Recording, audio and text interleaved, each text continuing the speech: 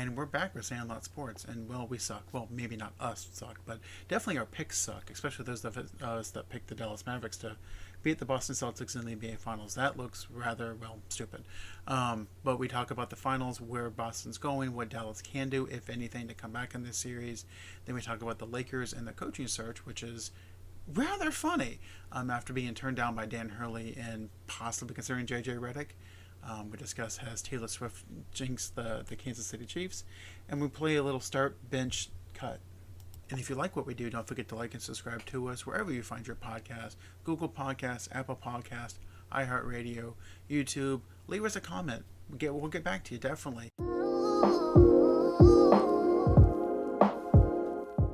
Welcome to the number one sports and entertainment podcast in Sanford, Florida. This is Sandlot Sports. I am Adam Capison. I'm here with a really smart and happy Dorian Cody that his Boston Celtics are leading. What's good?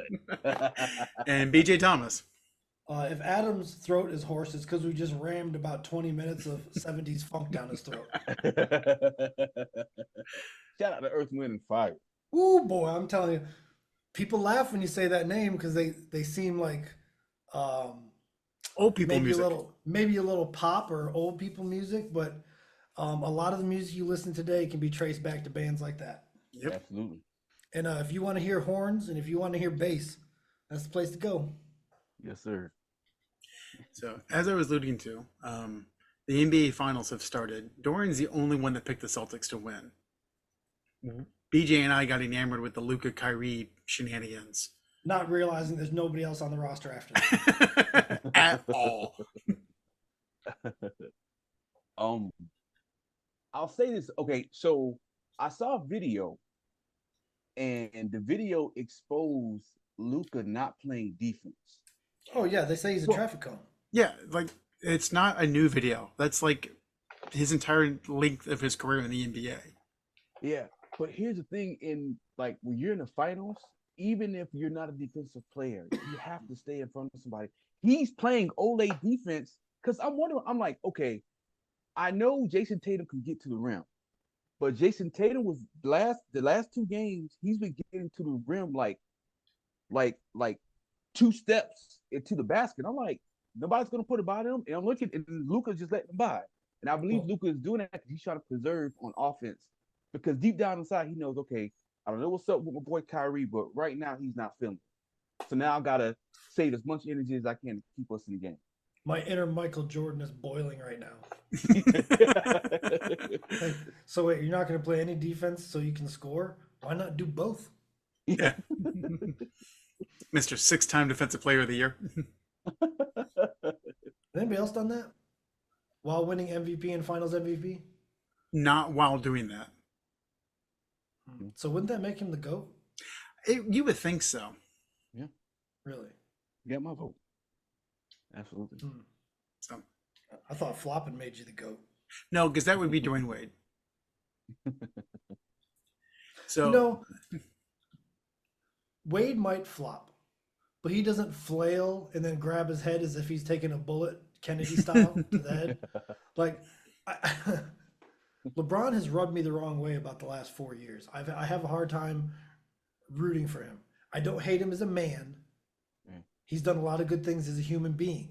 Right. But as a basketball player, I don't like that motherfucker. I have a real hard time rooting for him on the basketball court. Now, like I said, I want to be clear. I've separated the man from the basketball player. I heavily dislike the basketball player. Yeah. So now there has been chatter online in social media circles that the Celtics championship, when they beat Dallas, should have an asterisk next to it. Hear me out. So what they're saying was that they've had an easy path to get to the finals because everyone's been hurt. And you know my response to that is, ain't no championship in the world. It's got an asterisk next to it, so shut the fuck up. It's not like they went around doing Tanya Harding shit, though. It's not No. like they caused them to get hurt. Right. Yeah, that's asinine.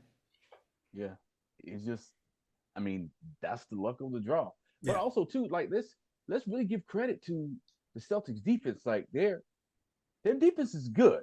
And it's been good, consistently good the whole season. So it's not like when they play the Indiana Pacers, all of a sudden they just became a good defensive team or when they played the Dallas Mavericks, it just all of a sudden became good defensively. They've been in the top 3 in defensive efficiency the whole season. Would And you that's into my would you opinion, say that getting rid of Marcus Smart and getting Drew Holiday was an upgraded defense? absolutely. And the whole It's team just is the whole yeah, team's long. The whole team is yeah, long. It looks like they're built like a Syracuse team. right. Everybody's got Yeah, a 6'10" wingspan. It's like good luck yep, passing that ball through that defense. yep. And also too, last year we talked about it, or it was 2 years ago when the Celtics were going against the Warriors.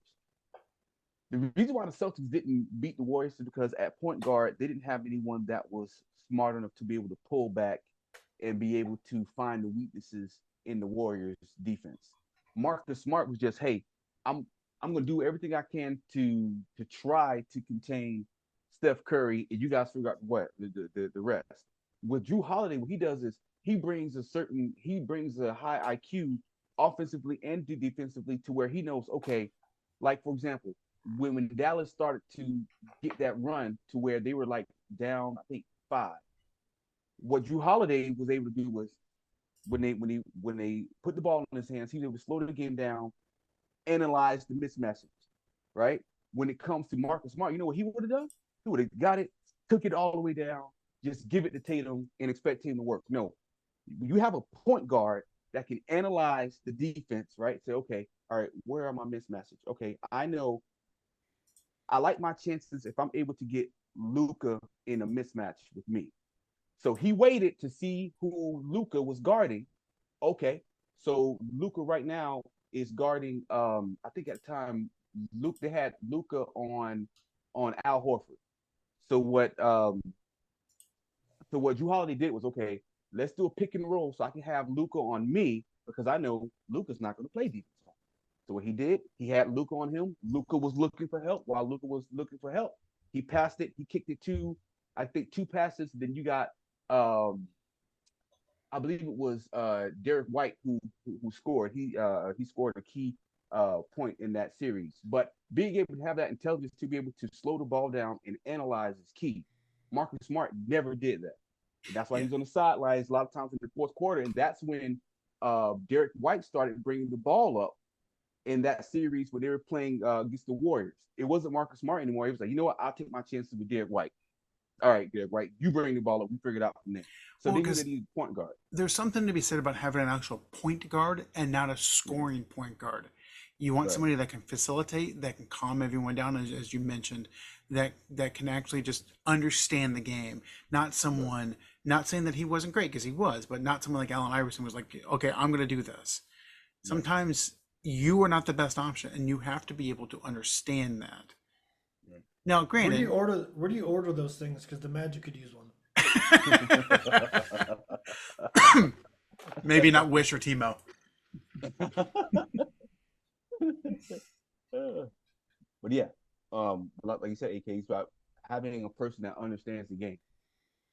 Another thing too that I noticed was, all right, so I know I said Porzingis was the X factor, but then I thought about something too. So when Dallas Dallas did something where they were trying to put Porzingis in a mismatch with Luca. So when that happens, I believe that could have led to Porzingis in his injury that he has because what happened was when last game when they switched and when he was guarding Luca, he was like backpedaling a lot because he was waiting for Luca to make that move on the left side that he crosses over right, and then he'll either shoot it, he'll take it to the lane. So he was backpedaling a lot instead of just standing there, putting his hands up and trusting his reach. He was like, you know what? I don't want to get, I don't want to get burned, and I don't want to get, crossed over. So he was like kind of playing happy feet. And and one thing that you learn playing defense, if if you're playing against a guard that's faster than you, you can't play happy feet. What's going to happen is he's going to crush you. He's faster. You got to stand with your base, with your ass down, hand in his face, and you have to just trust going side to side. Move him to a guard that's faster than you, so that person can either take over. You guys can trap. But he wasn't doing that. They had him on the island by himself, and he couldn't guard Luka. and Luka recognized it. Would you care to explain to our listeners what injury Kristaps Porzingis has? Is his left? Well, his most recent was the left calf injury, but they said the one that he had suffered the last game was something in his, I believe, his right leg. It's That like shit had as many vowels as his name. yeah, some type of contusion or something. Torn medial rectilineum dislocation of the posterior tibial tendon. Run that back again. What'd you say? Torn. That was not an English word. Those syllables go together nowhere in this world except Czechoslovakia. Is that even a country anymore? No, it's not. Yeah, so they don't go together anywhere. Oh, yeah. So now with that injury, do you think Boston is gonna lose the next game? I think they were gonna lose game 3 anyways, even if Porzingis was healthy. I think going back to the home court, the home crowd, the role players typically play better. And I think Dallas has figured some stuff out. I mean, they were blitzed the first half of game 1 and started to kind of figure things out. So I always thought they were going to win game 3 anyways. If Porzingis is not healthy, I think they're going to win. Then it becomes a matter of who wins game 4. Right. I still do believe that it's going to go game 7 games. And like you said, I believe the role players will play better. Because even though they lost, I think Dallas lost by 8 points. They were able 7. 7. I had the 6.5. So yes. Okay. That shit mattered, Dad. That shit mattered. He was gonna correct you on that. He knew that instantly as soon as he heard it. He's like, "No, sir, you're wrong." No, want to know how I know? But what Dallas found out was Daniel Gafford, right? Being able to do pick and rolls with Daniel Gafford, him being able to catch those lobs. Without Porzingis being there, who else does Boston have to be able to jump with him? Al Horford sure as hell can't do it. Well, and that's been the problem though. Is that I mean, it's probably because Porzingis was in there, but they had 2 lobs in 2 games. Yeah. I mean, they run 2 lobs in 2 games. Their corner threes are almost non-existent. Right. Uh-oh. Sounds like trouble. Yeah, and I'm so glad I chose not to bet on the finals. yeah, Yeah. So yeah, I still do believe that it's still going to go 7 games. I believe that each home team or each team that's played they play at home, they're going to win at home, and that's how it's going to be 7. Now here's the question for you: how much is Denver kicking themselves? 20-point lead in Game 7 would have knocked out Minnesota. They would have beat this Dallas team. Yeah. And probably would have beat this Boston team. Mm-hmm. And that goes to show you let your foot off the gas one time. Right. It's over. Right. You can't. Who was the NBA coach to where teams used to get? I think it was George Karl that other NBA teams would get mad at him because even though he had like a 20-point lead, he would still keep his starters in. Was it George Karl? I think it was him. May have been. Yeah. So he was ahead of his time. Again, yeah. And it was like, you have to keep your foot on their necks, man. This is the NBA. If you're that good, like you say you are, bring your team back. I'm keeping my team in, and we're going to secure the win. And here's the thing. I mean, that was back in the 90s, and runs happen in the 90s all the time. You see it. Mm. It happens even more now with teams that are just willing to just crank threes up. Mm-hmm. So if you've got a 20-point lead, team goes down, here's the 3.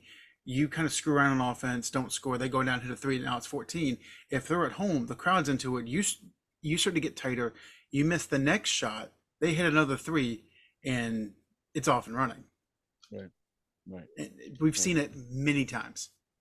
Right. Also, too, with Denver, you could tell that they miss Jeff Green. They miss Bruce Brown. Yes. Coming off that bench. Oh, they missed it. They had them, like you said, they would more likely, they will be, I say right now, it'll probably be 1-1 because they probably would have started off playing in Boston. I think Denver probably won the first game, Boston won the second game.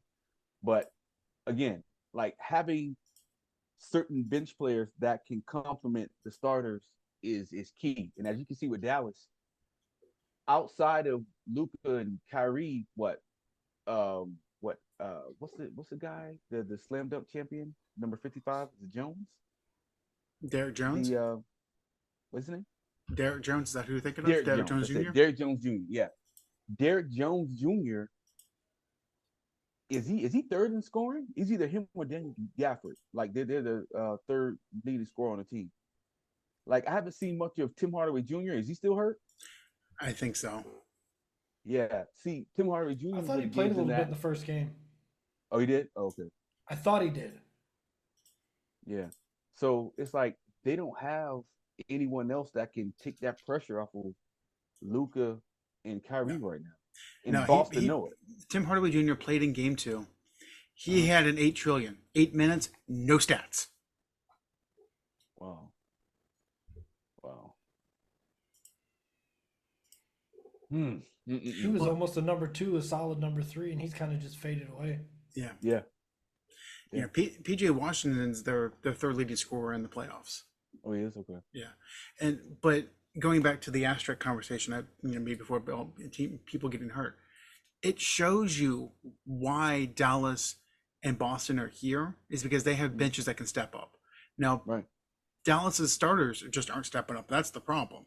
But the bench players for both teams will step up when needed.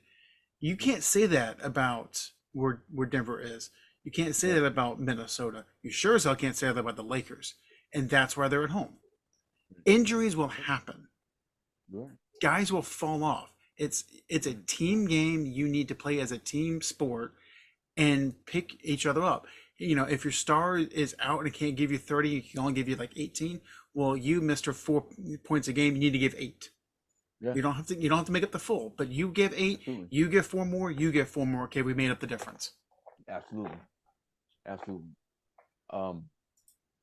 was watching someone and they said that if the Knicks were healthy, the Knicks would be in the NBA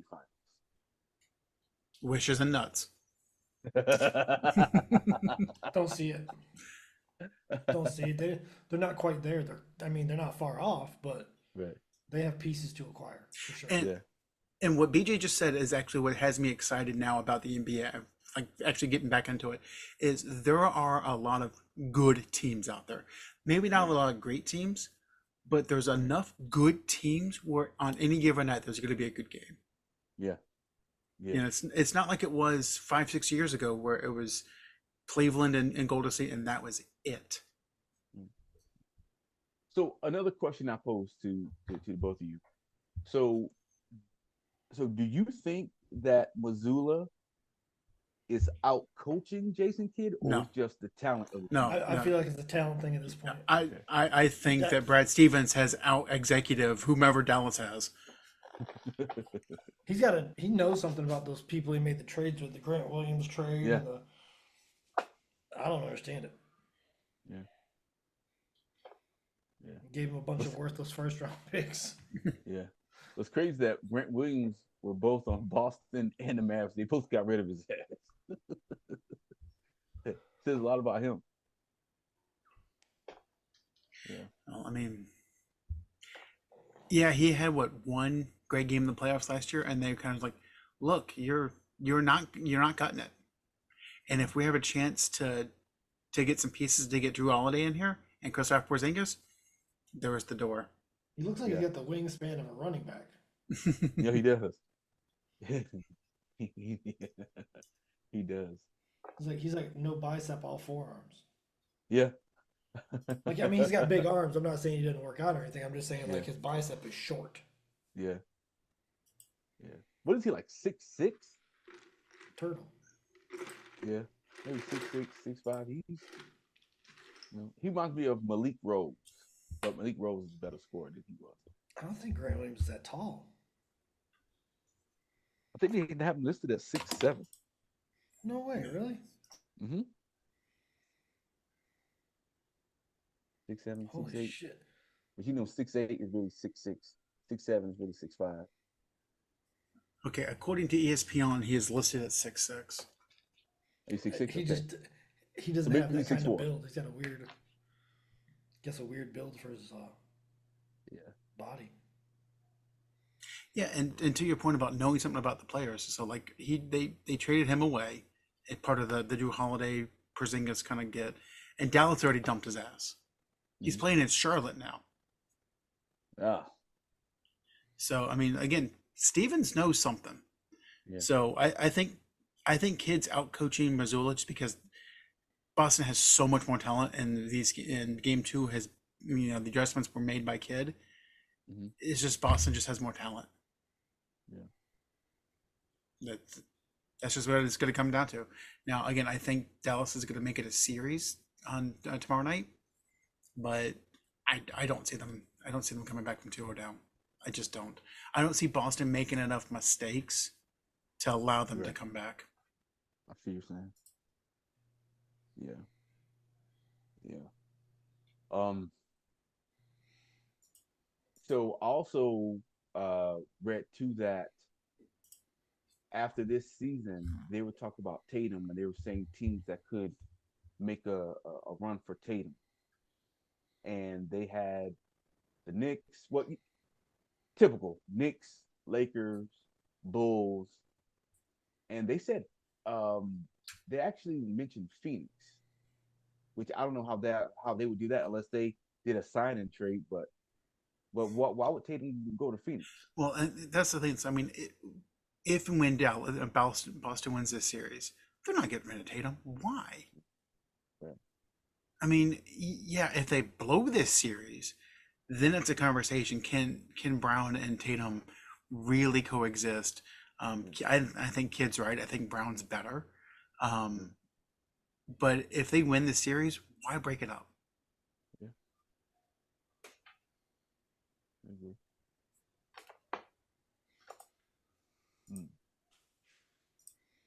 Yes. Um, Another thing too. So watching last game, I was noticing that the Celtics switch the Celtics switch everything, right? Everybody does, dude. Right. But I also noticed too, when it came to Luca, they were, instead of switching, they were trapping. When Porzingis was outside of the game, when he wasn't in the game, when instead of switching, they were trapping Luca, keeping the ball out of his hands. Usually, we know when that happens, you get the ball to Kyrie. Kyrie does his thing. Do you think that it was him playing in Boston to why he's in a scoring funk, or it just happened?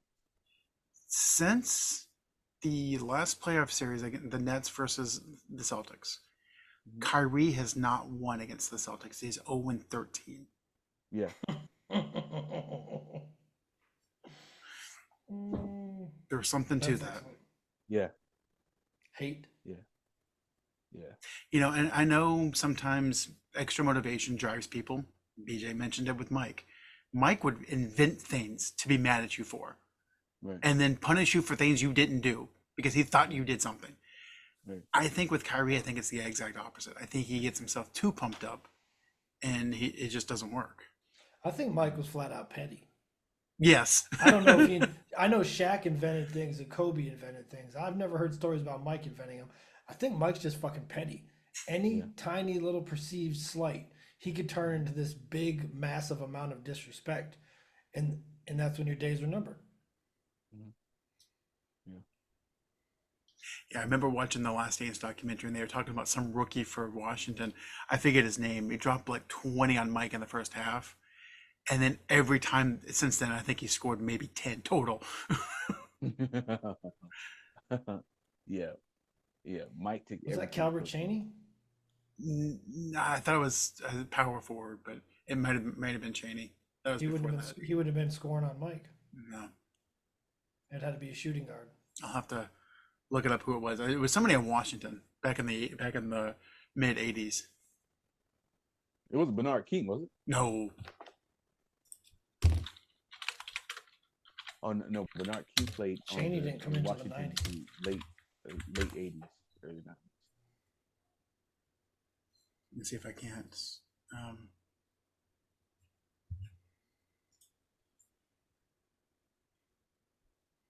Speaking of Bernard King, man, he was a beast when he could score. I think it was Harvey Grant is who I'm thinking of. I don't think a power Um, forward and Mike would cross paths like that Well, too much. Harvey Grant was a small forward. Still, Mike was fucking them guards. So I'll look it up and find out for sure. Mike was messing with power or forwards. It was on help defense. So, but before we get off the basketball train, well, first of all, BJ, series is 2-0. How many games do you think it goes? I was sticking with my 6 prediction. Dorian, you're still going with 7?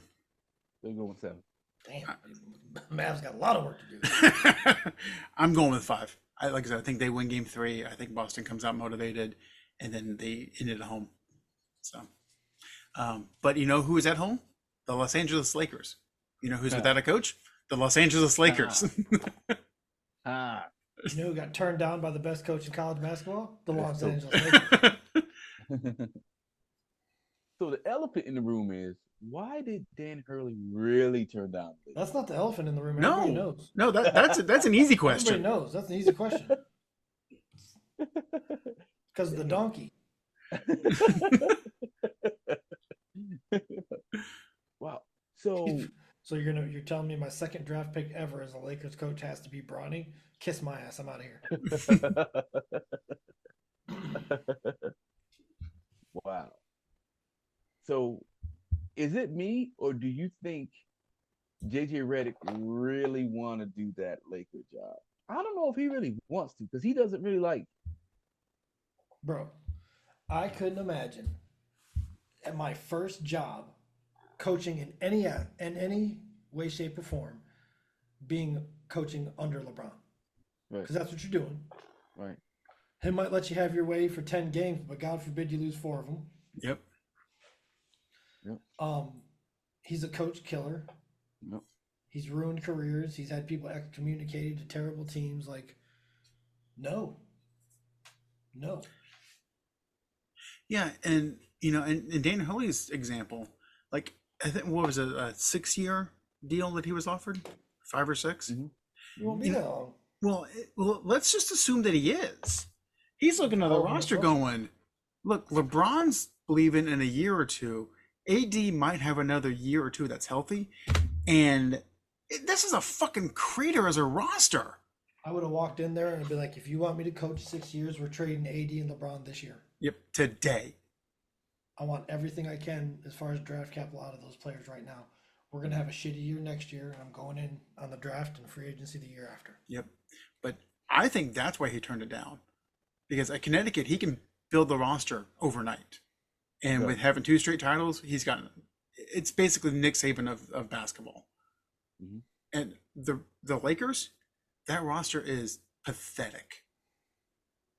Yeah, at best. And once LeBron leaves and the refs stop, giving the Lakers the superstar treatment, they'll be lucky to win 40 games. Mhm. Yeah. Because how many times did the Pelicans make the playoffs with just AD in his prime? Mhm. Like once. Oh. So, is that what you want your first NBA job to be? And BJ's right. If I'm JJ Redick, I'm telling him, fuck no. Yeah. Same where I'm at. I mean that's a pathetic job. Not going to get any better anytime soon until LeBron leaves. Right. So, good luck, have fun, enjoy the LeBron James play-in tournament.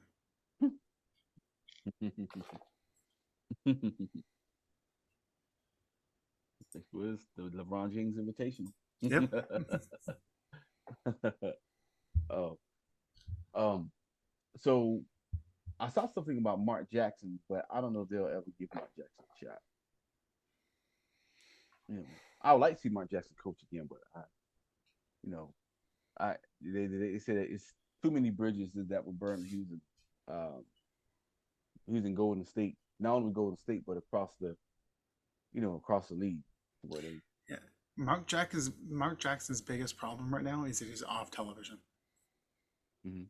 Because if you notice, most guys who are coaches, they're out of the league, but they're on television doing something. Either it's a national broadcast or local broadcast. They're around the game, and then Right. they kind of spring back up and get another job. JJ Redick's a good example. It's kind of around the game. ESPN said, "Mark, thanks for your service. Bye." yeah, And in a year or two, if he doesn't get a coaching job, he never will again. It's just the way it is. Why did he get fired from Golden State? I forgot. They didn't think that he was getting enough out of Steph and Clay. And watching what Kerr did when he got there, I can't disagree with it. There's a touch of John Gruden in there, though. Yeah, but the difference is that Kerr kept it going. And if you remember when Gruden was at Tampa, won Dungy's title and then fell off a map. With the top 3 defense. Yep. And Rob Johnson is your quarterback. Or Brad Johnson, my bad. Brad Jones. Don't Like, you there's a ever insult difference. Brad Johnson like that again. There was. There absolutely was. Brad Johnson won the Super Bowl. So did Trent Dilfer. Yeah, but Brad Johnson did stuff. Yeah, you can say what you want about Brad Johnson. He's a way better quarterback than Rob Johnson and Trent Dilfer. We can look up stats on that. Dilfer was wasn't he the worst ever Super Bowl winning quarterback? I think he threw for 1,500 yards the year they won the Super Bowl. Something insane. Mhm. It's like 1,500, 1,800, just something just ridiculous. In an era where they were passing the ball. It wasn't like Johnny Unitas' era where it's hand off 50 times, maybe throw 15. It's like, no. They won the Super Bowl in 2000. Yep. 1,502 yards. Yeah. I think he started, 11 games? 12 touchdowns, 11 interceptions.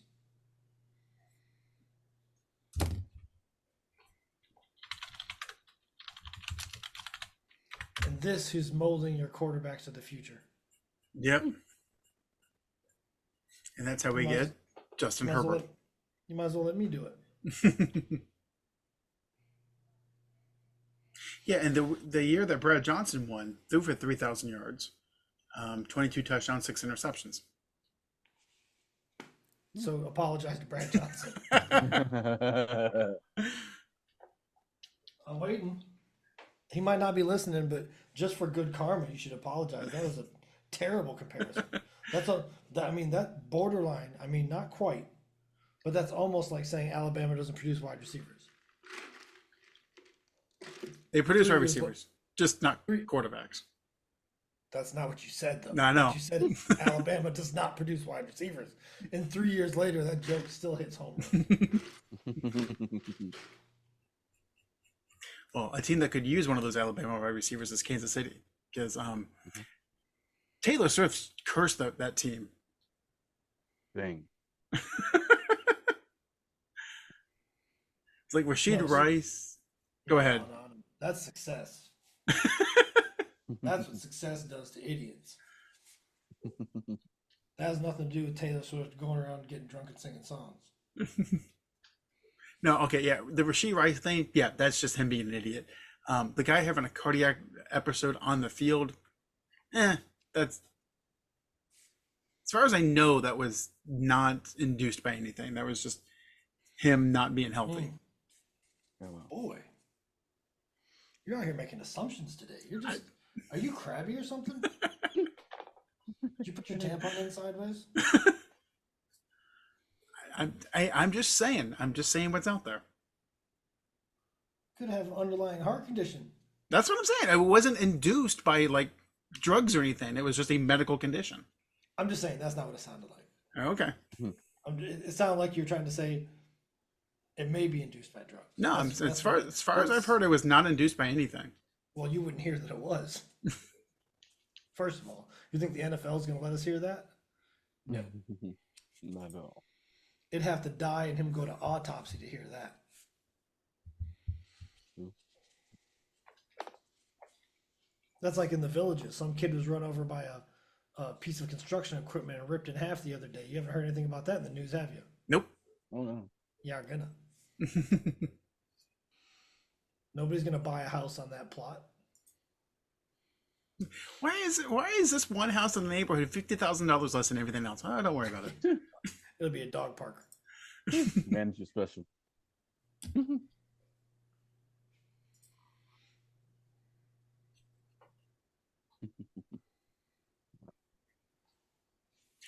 So, I mean, that's all we got, guys. I mean, the NBA is wrapping up, and like I said, the series is basically over. The NFL, I mean, OTAs have kind of started. Guys are sitting out left and right, but okay, so they're fined $10,000 for sitting out. They don't care. Yeah. They really don't care. $10,000 to hang out in the air conditioning till this weather cools off? Yeah. If I was making $10 million a year, I'm sitting at the house. Kiss my ass. I'm gonna work inside. Hit the weights. You want to find me Charge it up. here? Pay straight cash money. Hey, I will fucking FaceTime my workout so you can see that I'm doing stuff. In the air conditioning. We only got like 3 games in the heat. We're out of here. We'll be good. Yeah. Ladies and gentlemen, I'll tell you what, this Florida heat hits differently. Dude. When I saw it was gonna rain all day today, I was like, good. Good, I'll take it. Yeah. I just wore some old shoes. I figure I'll just walk around this water. Just fine. Yeah, nothing like the hottest day on record and your AC goes out. Oh. Tragic. Get this. This is blasphemy. I'm running the AC in the house right now at 78. It is cold in my house. That's how hot it is outside. Mm-hmm. Like I come in from outside and I'm like, ooh, this feels great. Yeah, it is 10:30 at night and it's 78 degrees outside after raining all day. And guess what, guys? Summer doesn't start till the 20th. No. We aren't even in summer yet. This is pre-summer. This is what you do when you're cooking French fries. You turn the oven on first. You preheat it. We are preheating. And then we're going to be in the oven for like 12 weeks. Oh, and just so that everyone knows, June 22nd, the first day of actual summer, is not the hottest day of the year. Because it takes a little bit to warm up. It's like August. Yeah. Yeah. And then while the rest of you are starting to enjoy September, we're still down here trying to figure out why my waistline is soaked. I'll tell you what, I don't really register the sweat until right under my waist is wet. Like the spot between my junk and my stomach. When that gets wet, I'm like, fuck, I am soaked. I am completely soaked. There's nothing on me that's dry. No. Now, when you wake up in the morning, you get a shower, you walk from your front door to the car, and you feel like you've had another shower. I have remote start on my truck. So before I even leave the house, jump. It is worth the extra 80 cents in gas. I don't give a shit. Whatever it costs, I'm good with it. And then I just dive into the truck. Yeah, it's bad. And when I get back from work and I pull into the parking lot, start the truck. Yep. Let it cool down. I bought a sunshade. I used to think those were for old people. Fuck that shit. My car is like 10 degrees cooler than it normally would be with that sunshade. Mm-hmm. I'm about to black these windows out and risk the ticket. Depends Just on go where you drive. full limo tint, huh? So it depends on where you drive. Well, ever since I quit driving around with weed, I drive kind of stupid. Mhm. I caught myself doing 55 through Leesburg yesterday. I was like, this probably isn't smart. I'm music reactive, so sometimes when songs come on, my foot gets heavier, and I look down, I'm like, oh shit. It's a good way to get a ticket.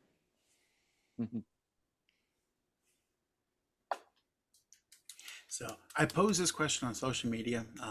I got some interesting responses. It was the whole like bench cut. Who would you do? Justin Herbert, CJ Stroud, and Trevor Lawrence. So Dorian, I'll go to you first. Say it. Say it. Say it. I want to hear it.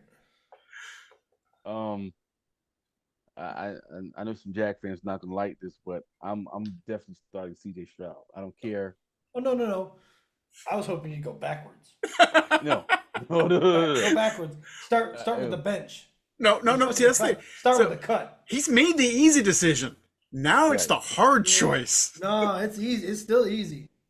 Well, it's not. Well, it's not easy for me because I know my luck. A Jags fan is gonna listen to this, and be like, You're in "You what love." the fuck?" But if you look at the two body of work,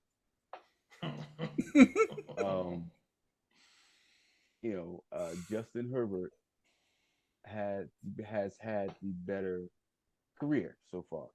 This is like watching you drink NyQuil. You asshole.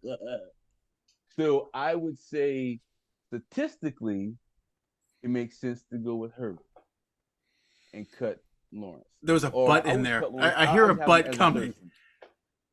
Yeah. But I wouldn't cut Lawrence. I would make him my third.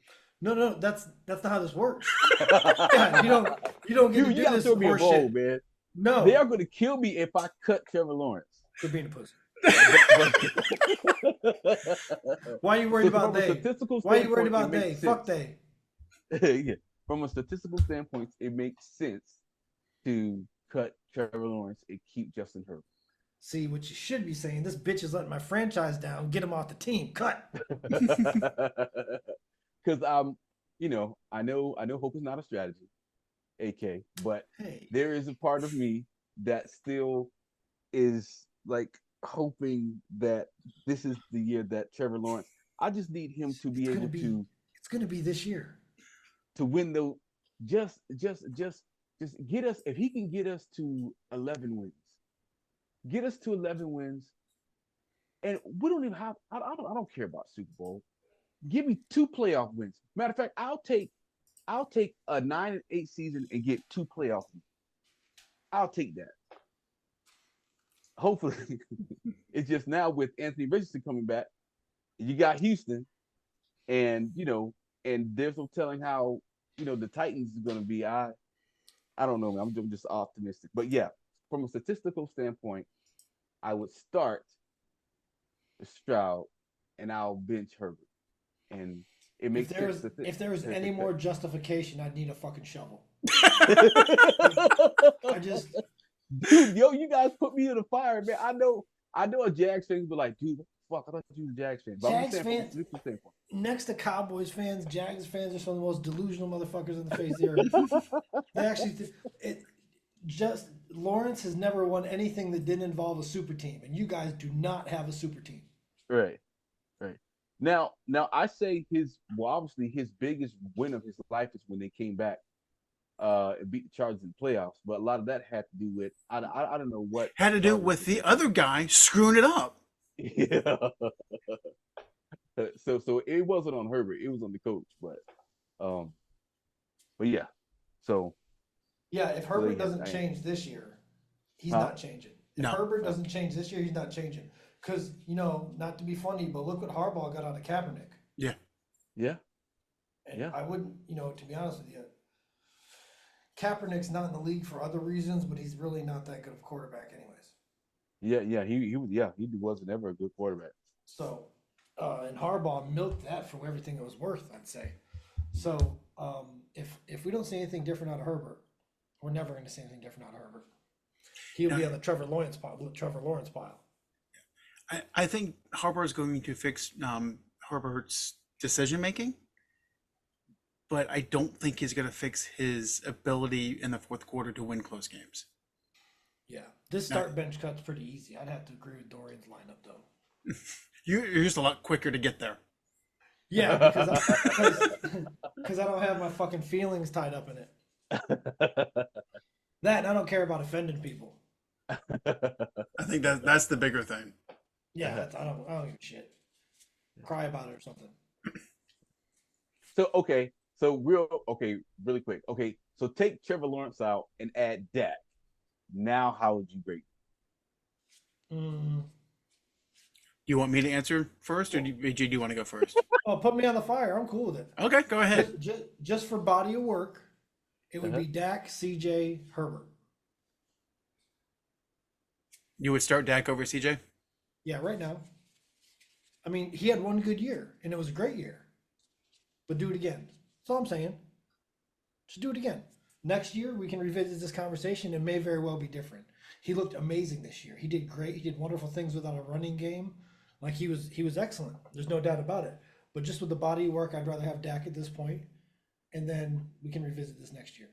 If CJ does it again, improves even the slightest bit, it would probably change. But right now, Dak, CJ, Herbert. And it hurts me because I got a soft spot for Justin Herbert. He has that Brett Favre mentality where I can stick this ball in here. I got the arm strength to do it. He just And the hasn't. height. And the height. He just hasn't. I don't know. I don't know if Staley. I think Staley hurt him. And I Yes. think the offensive coaching, around Staley hurt him. So I see it's that. tough to see.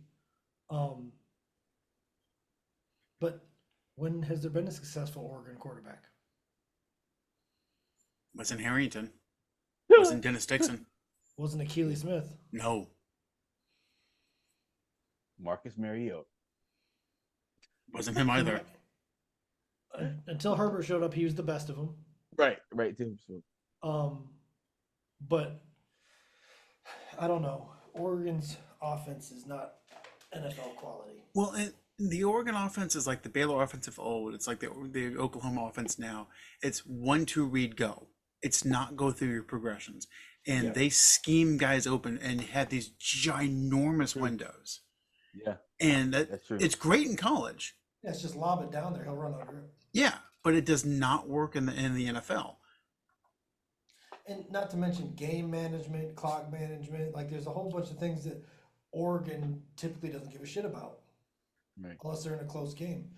And most of Oregon games aren't close. No. Their offense has been so dominant in college football. So I think they come out lacking a little bit. Whereas other teams that play tight games and run systems that are more NFL level, Yeah. those quarterbacks have benefited. Which is crazy because Alabama runs an NFL offense and their quarterbacks have not benefited. Well, it's the same point though. I mean, yeah, the windows that they have are smaller, but if you got 5-star wide receivers, back to the point earlier, going against 3- and 4-star defensive backs, all the quarterback has to do is just throw it out there and they'll catch it. Mhm. And for 2 decades, teams had to stack the box to stop the running backs if they were back there. So it was a lot of one-on-one coverage. What type of offense does Oregon run? Is it spread? It's super spread, super fast. Just spread, high play count. So they were running spread when Joey Harrington Yeah. was there? Yep. Okay. They've been Because- running as long as I can remember. Yeah, because I remember when Oregon had Marcus Tuiasosopo, and That was Washington, I thought. That was Washington. no, well, it wasn't Marcus, it was the other Tuiasosopo because it's like a slew of them. Well, So they're it wasn't like the Marcus, McCaffreys. it was, yeah, they're like the McCaffreys. The Tuiasosopos, it's like 4 of them. One played at Washington, one played at Oregon, one played at another Pac-2 school. Like it's like 4 of them, it's like a few of them. But the one quarterback they had, like you were right, AK. It's like hike 1-2, throw to whatever receiver it is, and they'll dial up a play. He'll get like 7 yards here, or then they'll do it where he'll hike it, fake it to the running back, and then he'll look left and then throw it to that guy. Like it was quick passes, but it was like the receivers didn't have to run routes. It was created to perfection to where they were able to. They knew, okay, all right, as soon as I hike it 1-2, throw it in this section here. There's going to be a screen. This receiver catches it, and they had fast enough receivers to where the receivers, which I found out that, between Oregon and Washington, a lot of their receivers, most of their receivers, all come from California. Yeah. Well, and it was funny because back like a decade ago, that's what Baylor ran, that's what Oklahoma ran, that's what Oregon ran. And I remember watching the Baylor UCF Fiesta Bowl 7-8 years ago. And I Yeah, remember well, hearing the yeah, commentators say what UCF is doing is what no team does. They would just stay in their base defense and just man up one-on-one with the receivers, chip them at the line, throw the timing off, and it completely screwed them up. Mhm. And Mhm. and that's it, because there is no route running, there is no read, there's if this isn't here, oh shit, what, I don't know what Yeah. to do. There's Yeah. no progressions at all. 1-2 run. Yep, Yeah. that's all it is. That's what Vince Young ran. Mm-hmm. That's what Marcus Mariota ran. That's what Bo Nix ran. That's what Joe Harrington ran. That's what all these guys ran. And it does not get them ready for the NFL. You need to be in the heat of battle. You need to go through these situations. And it's not just, run this play, this guy's going to be here. It's run this play, win this breakdowns. Here's what's going to happen. Oh shit, it's under 2 minutes. I need to do the 2-minute drill. Oh shit, we've got the ball. We're up by 4. I got to run the 4-minute drill. How do you do that?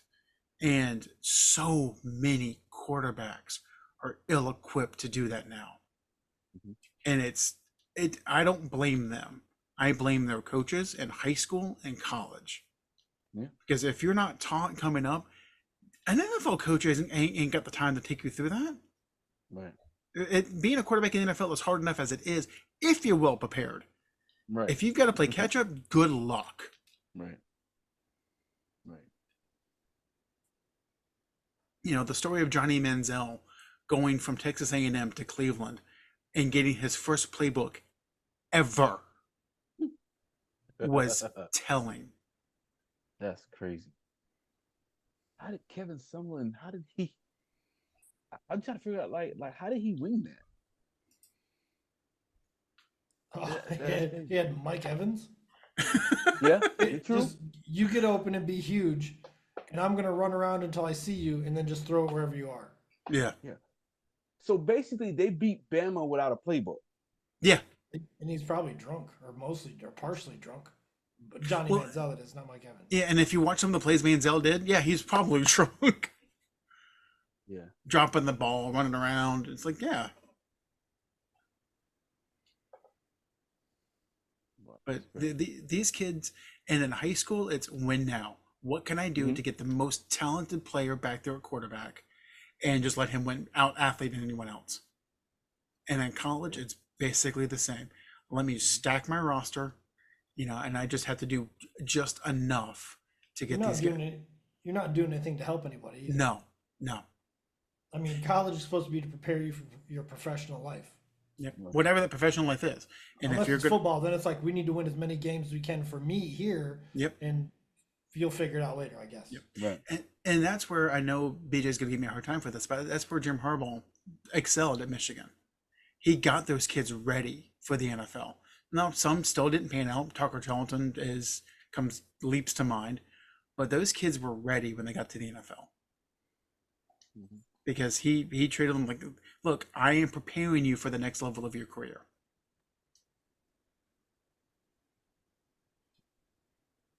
Not many college coaches will do that. Right. And it's doing a disservice to not only these kids, but the NFL game. And that's why yes, we could probably list all 32 starting quarterbacks in the league because that's what we do. I would say maybe half of them I would want on my roster. Would you want Will Levis starting for your team? Not at all. Not at all. Nope. No. No. He is intriguing though. Like he showed flashes last year. Mm-hmm. So. Would you want Bryce Young starting for your team? Hell no. He can't see. I mean, even though Kyler Murray had been able to wing it, but not Bryce. What about Aiden O'Connell? Daniel Jones? No. I mean, he might. He needs help. He needs milk. No, not if he's got Will Levis. Right. All right. I'm talking about the Jaguars. They need help. Yeah, but fuck that. I'll take Trevor Lawrence over Daniel Jones. Yeah, we ain't that bad. Dude, I'll take. Well, no, I won't go that far. Would you take? I'll take. Say I no. was Say gonna what you're say gonna I'll say. take Mac Jones over Daniel Jones, but probably No, not. I'll keep it no, at no. Trevor Lawrence. Daniel Jones can take off and run. Right, If all else exactly. fails, Daniel Jones can move his feet. Right. That's true. Mac Jones is gonna kick somebody in the dick. He's a dirty bitch. I hate that shit so much. I hate that because quarterbacks are so protected, and you're out here tripping people and doing all. It's like, look, man, I'll lose 4 games to kick you in your shit.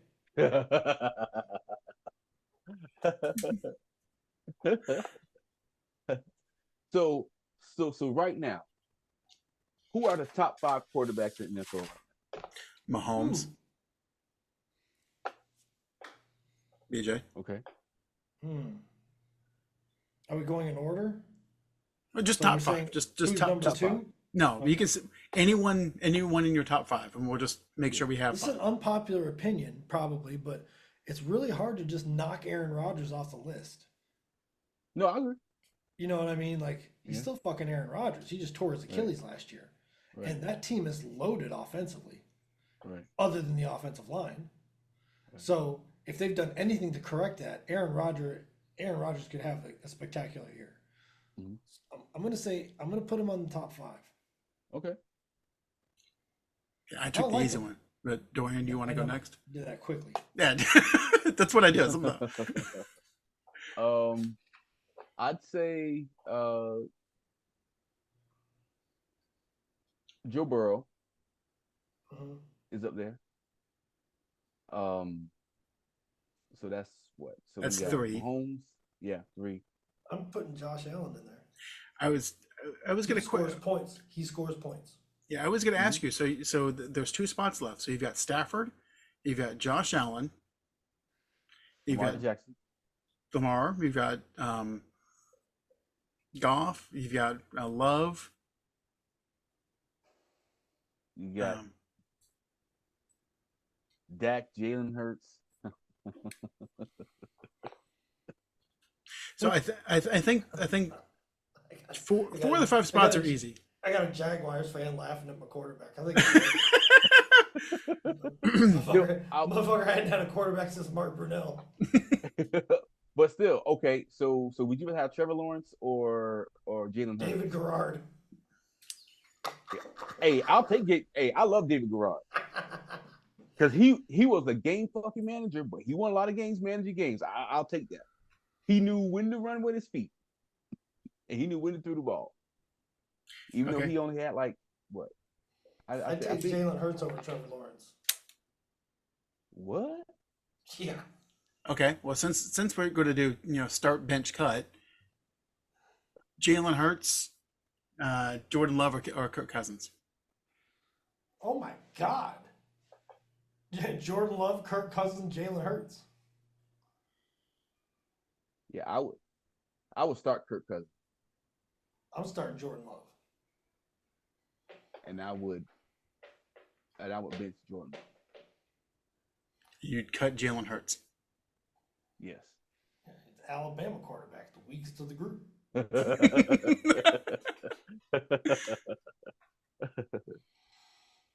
That move made out of pure hate.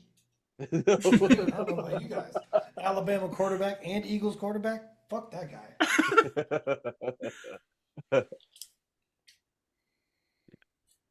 So the last 2 spots we didn't. Well, I think Josh Allen. Josh Aaron Allen. Rodgers, Burrow, and Mahomes. We have one spot to Yeah, cram one spot 5 left. guys into. My vote's for Stafford.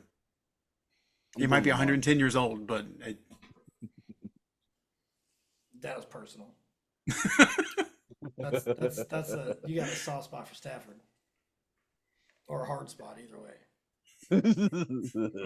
it's not the Nick Chubb that Dorian has for Trevor Lawrence, but that's okay. No, it's more for CJ. It's more of a Stroud, semi. not gonna lie. It's more like a. It's not down, but it's not up. I may have a little bromance for CJ Stroud. I'm not gonna lie. You know, Lamar won the MVP, but his numbers were not MVP. Like, I cannot put him in the top 5 right now. No, So I gotta take him off the list. I'm saying Dak. He had as good a numbers as any quarterback in the league last year. He did. He had MVP numbers and didn't even get a sniff because people hate him. If he wasn't a Cowboy quarterback, do you think that he'd be as successful anywhere else? If he was on a similarly talented team, like had You put receivers and tight ends and running like a good offensive line and like receivers and stuff. Mhm. Like Yeah. if we put Dak on the Jets, I was gonna say then okay. put Dak on Cleveland with their current roster. Oh, Mm, they'd win 12, 13 games with that defense. yeah.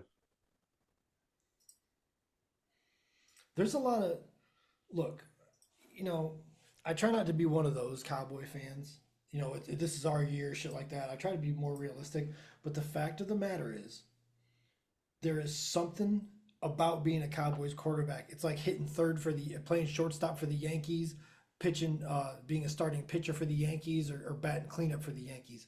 It's tough. There's an immense amount of pressure on you. There's an immense amount of eyeballs on you. Like, and I don't want to make excuses for him. Yeah, I saw that stat. And it's like, God damn, like, what do you want from the guy? It's like Tony Romo. Tony Romo had a running game, 2 years, 3 years of his career? Hmm. And a defense, when he had a running game, he had no defense. When he had a defense, he had no running game. It never lined up for him. Yeah. So, because they're a Cowboys quarterback, there's no excuse making. You can't be an apologist for them. They just got to take it on the chin. What happens when Burrow goes down? He doesn't have an offensive line. He's hurt. He's this, that, and the other. Like, we always got excuses for Burrow. What happens to Dak?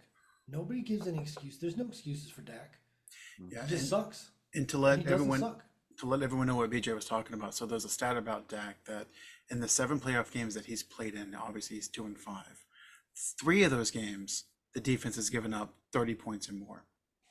So when the defense shows up and doesn't allow 30 points, he's 2-2 in the playoffs. And most quarterbacks, when their defense gives up 30 points, they ain't winning anyway. Yeah. What do you want from this guy? Like, seriously. And now they're going to send him into a season with no fucking running back. Like, I don't think that's a hyperbole. I think there's literally no one playing running back for Dallas right now. Well, I mean, Zeke's there, and let's be honest, Zeke's probably going to get about 3.5 yards a carry, which is serviceable in the NFL. You can work with that, especially if you have a decent quarterback. The offensive line has been upgraded in starters and depth.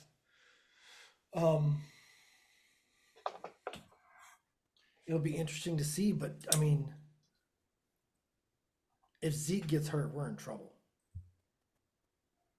We're in trouble. And I don't know. I mean, CeeDee Lamb had an excellent year last year, but what's the chances of that shit happening back-to-back years? It's the NFL. You don't think they're going to scheme that? I'm just saying. Not making excuses for these guys. They're professionals, and they keep re-signing with the Cowboys. So, like, but fuck, it's just a different situation. Jerry Jones did that to them. Instead of doing what all these other owners do, showing up to the playoff games, sitting in their box and shutting the fuck up, Jerry's down there in the locker room. He's down there doing interviews. Like, he brings the spotlight on the Cowboys because that's what makes Jerry money. Because that's Jerry's primary concern. I don't think Jerry's primary concern is the Super Bowl. He says it is because if he doesn't, the jig is up. Yep. His primary concern is getting as much as he can out of the Cowboys. Yeah. He's a business owner. That's what they He's a do. business owner. Yeah. And for it to be thought that he's anything else is absolutely ridiculous. And I'm about fucking fed up with it. It'd be nice to have somebody own the team that wants to win. And doesn't need it to be personal. I would love to come into the money tomorrow to put together an ownership group and take over the Cowboys. You wouldn't even know I owned them if I could help it. I would put people in place after a long interview process and then trust them to do their fucking job. That's what you're supposed to do. Right. That's what management is. Right. That's Yep. what it's management's supposed to be. Management's supposed to be is making the decisions to take care of this department, that department, and this department, and then overseeing it without micromanaging. We have a saying at work, and I'm sure you guys have heard something similar, but do you have the right person on the right seat on the right bus going in the right direction? If you do, fuck out of the way. Yep. Let it go and be there as support. That's all you are at that point, is support. Make sure And your team has quality everything they control. need. And quality control. Every so often, stick your nose in there and have a conversation. That's it. That's it. I don't need your input every day. If I need your input every day, you made a terrible decision to put me in this seat. Yep. And that's what Jerry's doing. I don't know if he doesn't trust his decision or he wants to ensure that his fingerprints are on everything, which is like the biggest ego trip in the most likely scenario. If your subordinates, and let's face it, that's what the GM, the coaches, and the players are to Jones. Absolutely. If your subordinates need to check with you at every turn, something has gone wrong. I'm doing a weekly meeting with those guys. That's it. I'm touching base Tuesday afternoon after practice. How's it going? What do you guys see? Is there anything you need? Yep. That's That's it. it. Because it's not my job to comment on the talent that the GM I put in place acquired. It's not my job to comment on the scheme that my coach that I put in place has come up with. Unless I see it going too far off the rails. And then you don't go down there and accuse, you start asking questions. No, and if you see it going off the rails, you start asking the questions in private down the line. Yeah, I mean, you can have the three of them there. You can have the offensive defense coordinator, or the four of them, offensive defense coordinator and GM. You can have a closed door meeting with those four people and be like, "What's going on, guys? I'm noticing a couple of things that are concerning me. I'm not sure this is the way we need to go. Is there anything I can do to fix this?" Yep.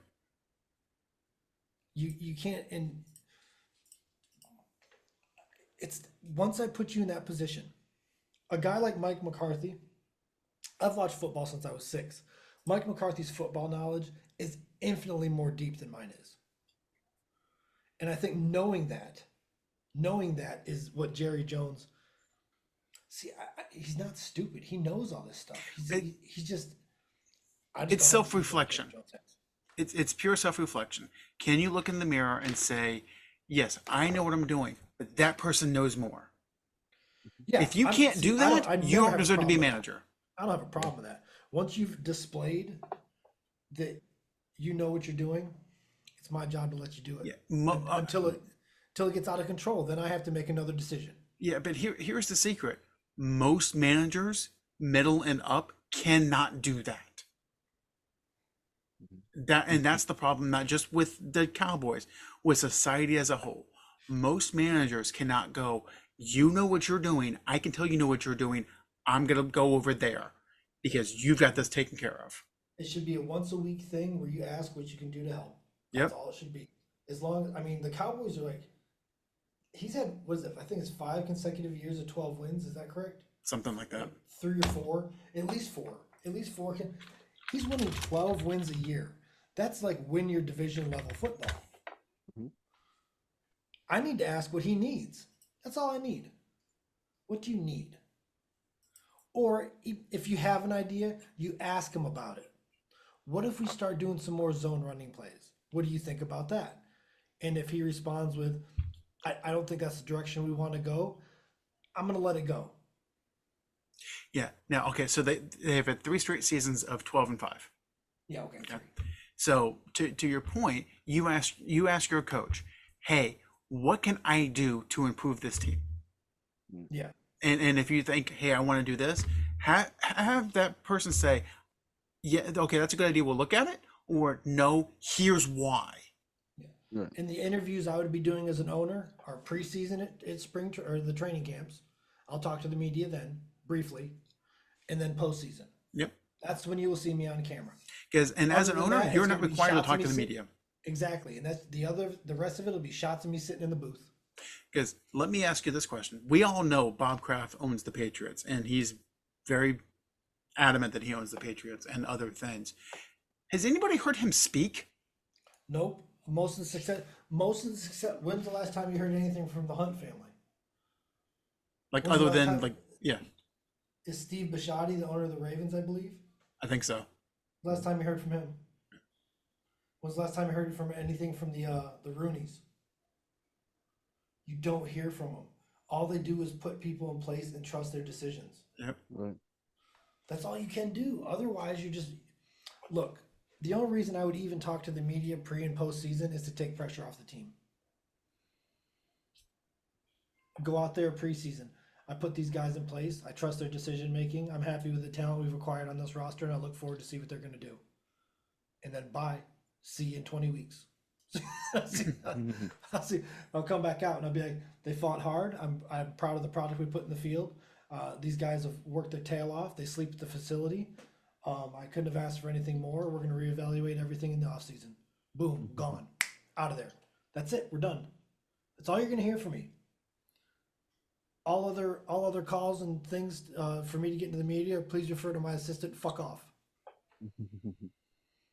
I'm not talking to you. Because it puts undue pressure on everybody underneath you. Yeah. I don't need to be, I want to be an owner, not a celebrity owner. That shit's bullshit. Because it doesn't work. It doesn't work. I've watched it for 93. Fucking 30 years.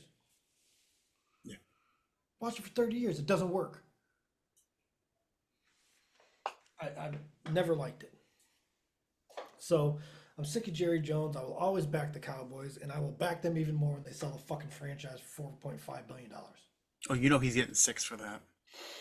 And he deserves it, because I'll tell you one thing, he's built a monster.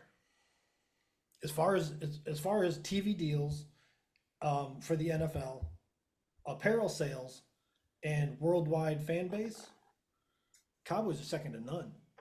They're up there with soccer teams, and when you see shit like that, you're like, whoa, whoa. When they're ahead of places like Manchester United,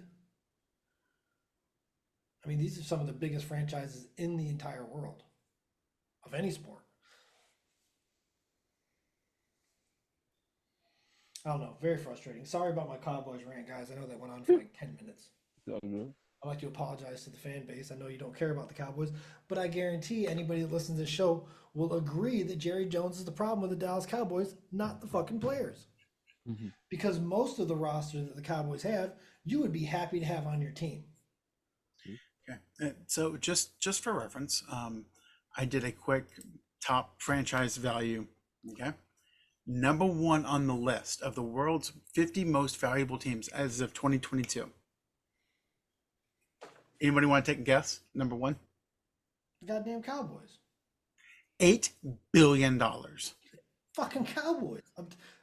So he's done his job, but I don't think he's realized that it's time to step back. Aren't the next two soccer? No. Next year, this has got to be a U.S. only list because Might be it's skewed. it's the Patriots and the Rams. So hold on. Yeah, I'm pretty sure there's soccer teams up there. Soccer's fan base is immense. It's multiple continents. Every continent, I think it's fair to say. Well, yeah, no, and here's an updated list from 2023. It's probably the new stadiums that are doing it, Yeah. except for the Patriots. The Patriots is Super Bowls, but the Rams and Cowboys are the new stadiums. So yeah, here's the list as of 2023. And the Cowboys are still number 1, 9.2 billion. The first non-American team is Real Madrid at 11, at $6 billion. The Jets are worth more than Real Madrid. Holy shit. See, and this is why the teams like the Knicks have no incentive to like do anything, because they're raking in the dough. Yeah. Why? It's like it's the same thing with the Magic. You know what I mean? And the Magic probably ain't on this fucking list. But the Magic, all they're doing is paying off up until probably this year. They were just paying off that stadium, selling tickets, putting on a product that you would think might make the playoffs, and then they suck. So, and the list I'm looking at does a year-by-year breakdown. The Cowboys have been the highest valued franchise worldwide since 2016. and they've doubled in value, more than doubled in value. Since just that time. Yeah. So he's done his job. I don't think they're going to sell it because who the hell's going to buy it? Jesus, 10 billion. I mean, if Elon Musk buys this team, I'm done. Jeff Bezos. I don't know. Bezos might, but Musk won't. Musk has too much. He's got too much liability. Too much shit going on. Well, he doesn't care about that. He's got too much liability. So that's why he's pushing to get his bonus from Tesla, because he needs to pay off the loans he used to buy Twitter. And Tesla's like, I don't know, you kind of suck. So they can. It might be additions by subtraction, guys. Yeah. Hey, everybody can be replaced. Everybody. Well, I do think it's funny that for months and months and months and months and months, you heard about AI is going to replace the workers. AI is going to replace the workers. Automation, AI is going to replace the workers. The narrative the past couple of weeks has been, maybe AI can replace the CEOs, and then silence. Well, yeah, because they don't do anything. It's decision making, and that's one thing the AI can do is evaluate data and make a decision. Yep, and pay them a hell of a lot less. Less. It's free. Just got to pay the AWS costs, and you're fine. All you have to do is pay fucking your internet bill and Google shit. Yeah. I don't know. So, on that note, ladies and gentlemen, this has been Sandlot Sports. Peace.